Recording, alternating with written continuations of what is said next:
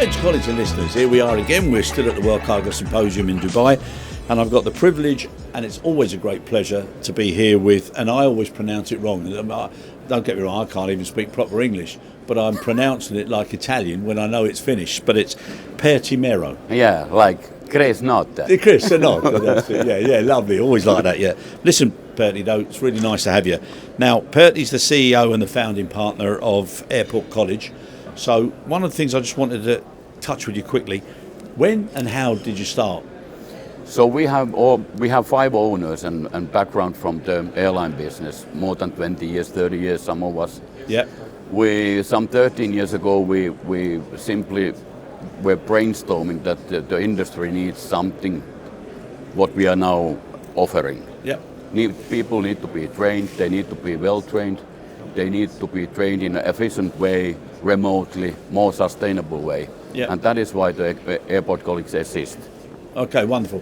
Now, I've got a real passion for training, and it stems from I joined Lufthansa. I didn't even know how to spell Lufthansa when I joined them. I remember. But when I did, they had such a great training centre in Zeeheim, and the way they trained everybody was, I think, second to none. Now, as time has gone by, everything's changed. Our industry's changed. People have changed. The way management approach training has changed. So the one thing that drives it is the technical requirements and the regulatory criteria, which is where you come in. Exactly. Right. So now, and I think you'd agree with me, lots of companies, they do it because they have to. So for them, in their culture, it's almost like a tick box. But I know you want to do more. Exactly. So there are of course 2 sides of it. So one is that we want to provide the training for the operational people, that they have tools to be successful with their daily work. Yeah. For the management side, we want to provide an efficient way to train them. Yeah. Both initial way and the recurrent level. Yeah. Yeah, Beautiful. that is actually why we exist. Yeah, beautiful. And I think the foundation, which is solid, that you've put down, I think now for people and management to understand how they now further develop their people, because at the end of the day, our business is all about people, practices and performance.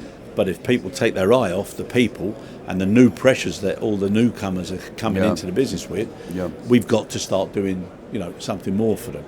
So if I can ask you, in your opinion, do you think there should be more validation and verification of the benefit of training? Yeah, I think so. Because, to be honest, we don't have those tools at the moment. Like you said, that we are providing the training which is based on the regulations, and that is the theory part of it. Yeah. After that, of course, there will be on-the-job training which the companies will take care of by themselves.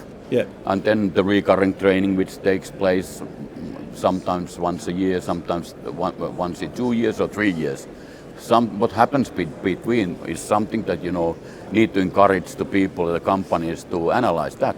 Yeah, exactly. And like with your, and you've got a huge client base, and you see sometimes, I'm sure, new faces coming in that don't end up having the recurrency because maybe they've left the company. Yeah, retention it's a high, and what we have learned from North America, you know it, that in one particular place or city in the middle of the North America, I don't want to say which part of it. So the retention rate is around 100 a year. Yeah. So that is how to keep the people competent is a real challenge. But that might take place in everywhere in the globe. Yeah, to a degree, and I think that's the next step now. That all of us who care with a passion about helping people become better than they thought they would. Yeah. And if they understand the business better and they can see the benefit of what they've been taught, then they'll stay further.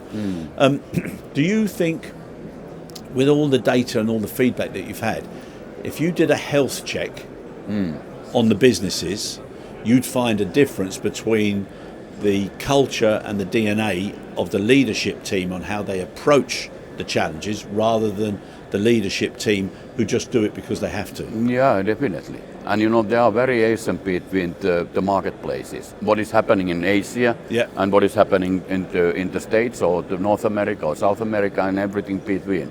Every continent is different. The business culture is different, and could be very beneficial to explore what is the difference between different marketplaces. Yeah, and the why.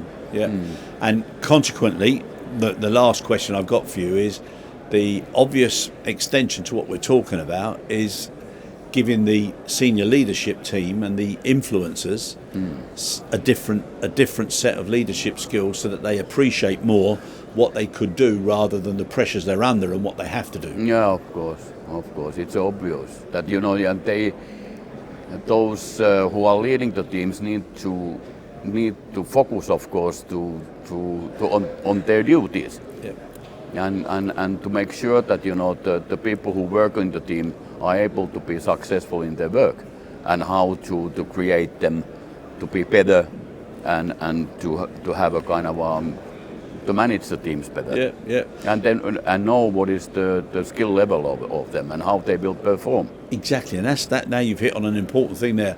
The knowledge of the skills, capabilities, or the competencies, that helps with the division of resources, with the forecasting, with getting high impact teams in place.